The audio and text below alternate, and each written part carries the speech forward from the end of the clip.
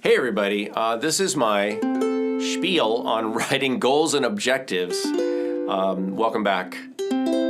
So, as you design your curriculum for ukulele, you want to write goals. You want to have goals for your students, and you want to write effective objectives. So, in this talk, I'm going to be talking about how you can do that, what my perspective is. Of course, there are many perspectives out there, but let's start off by just defining what we mean by the term goal and what we mean by the term objective. So a goal is a general area where you want to generally improve. We use the term improve, our ability to play chords, or improve our strumming, or increase our knowledge of songs that we can play on the ukulele, right? Add songs. It can be an area where you want to decrease things, like you can frame it in both ways. You can improve accuracy, you can decrease mistakes. You can increase enjoyment, you can decrease anxiety about playing. So you can look at it from both sides. Usually we're trying to improve or increase something. I think that's an easy way to look at it. So that's my general area. Now, a goal area still needs to be a little bit specific because, as we know, there's lots of elements when we're talking about learning something, where we learn about the names and the history, the parts. That's one area. We could learn about strumming the ukulele. That's kind of its own area. Strumming patterns. How do we strum? What fingers do we use? Chords is a whole nother area. Playing chords, playing them in sequence, learning different chord progressions. Learning about songs is another area. Chord progressions relate to that, but then we're also adding lyrics and melodies and doing things. So you want to be a little specific when you're choosing a goal area, not just saying we're going to, improve our ability to play the ukulele. That's kind of maybe too general. When we're talking about then designing objectives. So let's take the example of the goal area of chords. And my goal for my students in this case is increasing their ability to play different chords, or just basically adding chords to the chords that they can play, right? So they know 2 or 3 chords, and I want to take them into knowing 5 or 6 chords. All right, so that's my goal. Add more chords. Now, that's simple, so we don't want to make it too complicated. I just want to help them add more chords. Now, if we can look at some different criteria for designing an objective. One is that my objectives, which are more specific, my objectives help me reach my goal. All right, so my one objective is that it needs, or my one criteria for my objective that I'm going to write right now, is that it's achievable. All right, it needs to be achievable. I need to add on to what they can already do. I need to know what they can do, what we've done successfully, and then I just want to take them to the next step. Right? I want it to be fairly easy. I want it to make sense for them. I want it to be an addition to what they can already do, right? So it needs to be achievable within their abilities. It also needs to be, of course, relevant to the goal, or related. So it needs to be relevant to the goal, related to the goal. I'm not going to do strumming stuff with my, the right hand skills when we're talking about chords. So I want to keep it in the chording vein, chord. It's all about chords. So it needs to be relevant to my goal. And that goes for all your objectives that you're going to write. If you're saying, like in this case, my goal is to help them increase the number of chords. So it needs to be achievable. It needs to be relevant. It also needs to be specific in as much as I can have one objective. I just want to have one objective that is about something specific. It's simple. It's not a bunch of things. It's basically just one thing. So for example, let's say your students can already play, or you can play the A minor chord. One objective would be students will play the F major chord. And that's realistic, it's related to it, and I think it's pretty achievable. So we're just adding a finger to the chord. I might have within the same objective, I may decide that they could also play the A major chord, or even the easy D7 chord, because they're all based on that A minor chord finger. We're keeping that finger down, we're just adding another finger. So But let's say just to keep to keep it simple, they're going to add one finger, they're going to play the F major chord, all right? So that would be in my objective. Now, how are they going to do that? When are they going to do that? And how are they going to do it? I know my objective now is specific, it's achievable, it's related to my goal. When are they going to show that? Is it going to be, probably towards the end of the lesson, right? How much time do they have to show it? How many opportunities am I giving them to show it? When do we decide whether they're doing it or not doing it? And so that all relates to that it's time. It has to happen at a certain time. It's time bound, and that's our T. Time bound. And so we just want to create a time for them to show it. In other words, when is that going to happen? For how long? And then we're going to relate. We need to design some criteria for are they doing it or are they not doing it? And to what degree are they doing it? So it needs to be measurable.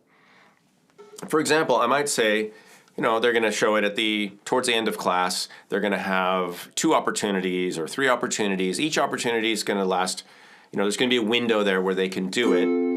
And they're going to do what? 8 strums with down strums. And then they're going to go back to the A minor. And then go back to the F, something like that. For example, all right? To what degree do we label success? Is it 100% perfect? Usually not. Usually we're looking for 70 to 80%, somewhere in the C, B range. It's fine. It's the first time. So there's a little bit of wiggle room there. Is 50% enough? Is that successful? There's usually a range. So you need to have some way of measuring what success means, or they're meeting the objective, right? They're either meeting it, they're kind of meeting it, like basically a rubric. They're not meeting it, they're somewhat meeting it, they are meeting it, they're exceeding, they're doing it 100%, which is over the objective. The objective is, 70, 80%, they're doing it 100%. So it needs to be measurable. So let's review this, and in this case, we're using this idea of a SMART objective. S is specific, right? It needs to be specific. What are they going to do exactly? It needs to be measurable. You have to have some criteria of measuring. Is it in? Is it out? Is it on? Is it under? Achievable. We talked about that. It needs to be related or relevant in this case, right? Is playing the F chord from the A minor relevant to learning more chords? Absolutely. And it needs to be time sensitive or time bound. When are they going to do it? How long are they going to do it? How many opportunities are they going to have to do it? All those things that kind of relate to time. And most importantly, and this is where we're going to wrap up, it needs to be witnessed that they are doing it, right? The objective is that they do the thing, which means if you write, so let's talk about how to write it.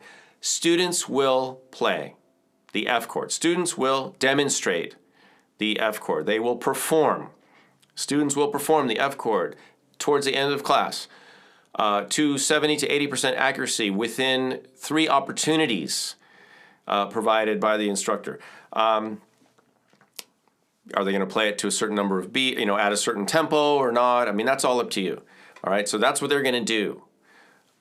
If you write your objective like this, students will learn how to play the F chord, blah, blah, blah, or students will be able to play the F chord. Students will know how to play the F chord, all right?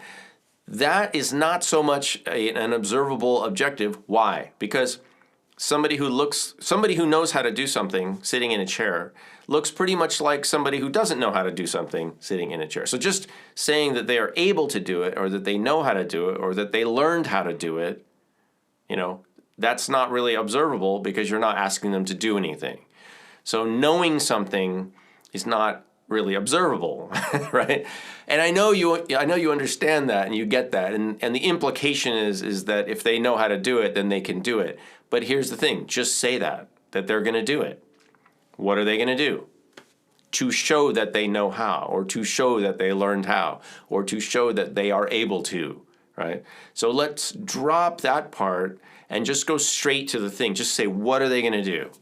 Not what are they going to be able to do? What are they going to know how to do? What will they learn how to do? Just say, here's my objective. Students will play the F chord. Maybe it's within the context of a song, or maybe it's just to a certain number of beats per minute, and they're going to strum it, X number of times, given however many opportunities, blah, blah, blah. So that's your objective, all right? And that's a SMART objective. There are other, of course, systems out there for writing objectives, but I think that's a good place to start.